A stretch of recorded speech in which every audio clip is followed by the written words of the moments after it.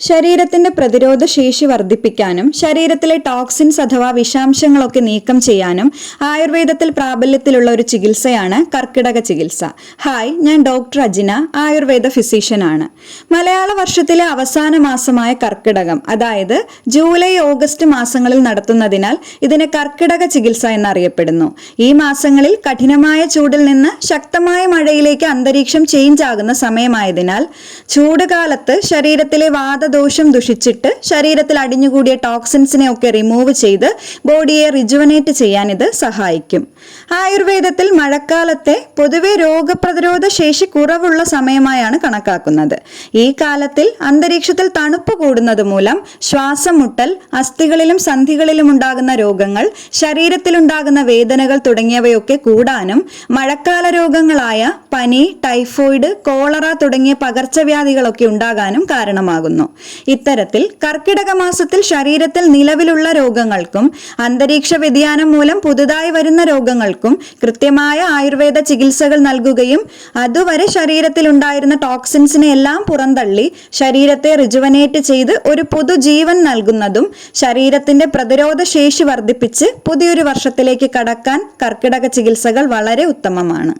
കർക്കിടക ചികിത്സകളിൽ പ്രധാനമായും മെഡിസിൻസ് നൽകിയിട്ടുള്ള ചികിത്സകള്, പുറമേ ചെയ്യുന്ന പഞ്ചകർമ്മ ശോധനാ ചികിത്സകൾ, കർക്കിടക കഞ്ഞി അഥവാ മരുന്നുകഞ്ഞി, കൂടാതെ കൃത്യമായ ആഹാര രീതികളും ജീവിതശൈലിയും കൃത്യമായ വ്യായാമങ്ങളും ഉൾപ്പെടുന്നു. ഇനി നമുക്ക് ഇവ ഓരോന്നും വിശദമായി പറയാം.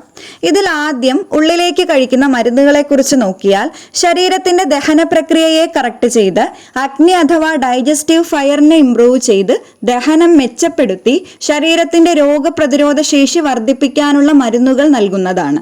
ഇതിൽ ഓരോ വ്യക്തിയുടെയും പ്രകൃതി അസസ് ചെയ്ത് കൃത്യമായി നൽകുന്നത് അവരുടെ ഇമ്മ്യൂണിറ്റി കൂടാൻ സഹായിക്കും.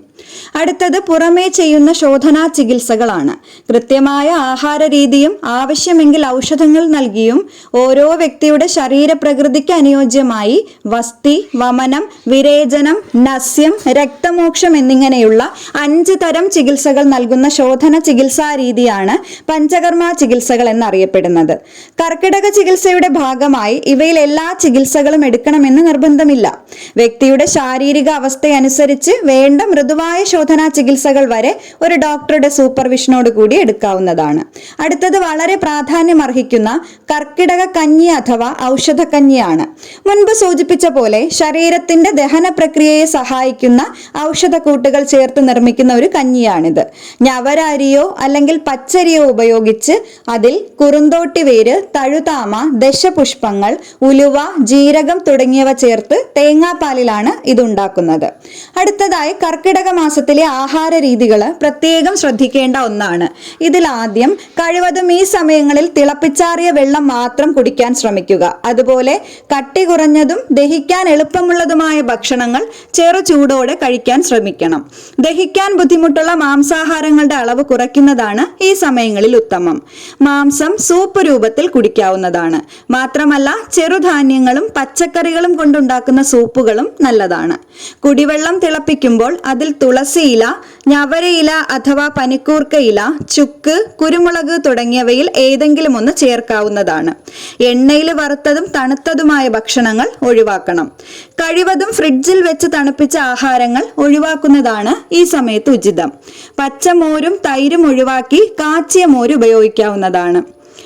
കിഴങ്ങ്, പരിപ്പ് തുടങ്ങി വാദം കോപിക്കുന്ന ആഹാരങ്ങൾ കുറയ്ക്കാനും കഠിനമായ വ്യായാമങ്ങളും പകലുറക്കവും ഒഴിവാക്കാനും ശ്രദ്ധിക്കണം.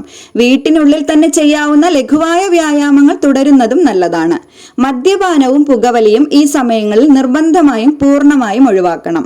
ഗർഭിണികൾക്കും സ്ത്രീകളിൽ ആർത്തവ സമയത്തും ശരീരത്തിൽ പനിയോ മറ്റെന്തെങ്കിലും ഇൻഫെക്ഷൻസോ ഒക്കെ ഉള്ള അവസരങ്ങളിലും ഗുരുതരമായ ഹാർട്ട് ഡിസീസസ് ഉള്ളവരിലും വളരെ ഉയർന്ന രീതിയിൽ ബിപിയും ഷുഗറും ഉള്ളവരിലും ക്യാൻസർ പേഷ്യൻസ്, ശരീരത്തിൽ വലിയ മുറിവുകൾ ഉള്ളവർ, മുലയൂട്ടുന്ന അമ്മമാരുമൊക്കെ ഇതിൽ നിന്ന് വിട്ടുനിൽക്കാവുന്നതാണ്. ഒരു സർട്ടിഫൈഡ് ആയുർവേദ ഫിസിഷ്യന്റെ സൂപ്പർവിഷനിൽ കൃത്യമായ കർക്കിടക ചികിത്സകൾ ഈ സമയങ്ങളിൽ എടുക്കുന്നത് ശരീരത്തിനും മനസ്സിനും ഒരുപോലെ ഗുണകരമാണ്. പ്രധാനമായും ഇത്രയും കാര്യങ്ങളാണ് കർക്കിടക ചികിത്സയെ സംബന്ധിച്ച് പറയാനുള്ളത്. നിങ്ങൾക്ക് ഈ വീഡിയോ ഇഷ്ടമായെങ്കിൽ please do like, share, comment and subscribe. Thank